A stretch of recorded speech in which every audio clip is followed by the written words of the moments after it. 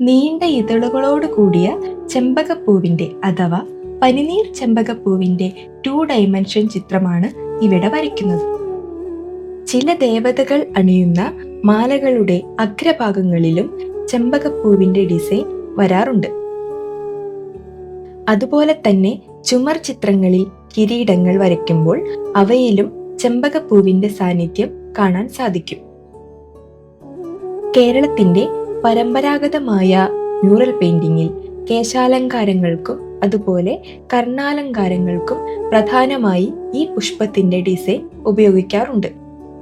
ഈ പുഷ്പം വരയ്ക്കുമ്പോൾ ഇതളുകളുടെ നീളം ഒരേ നീളത്തിൽ ആവാൻ ശ്രദ്ധിക്കണം.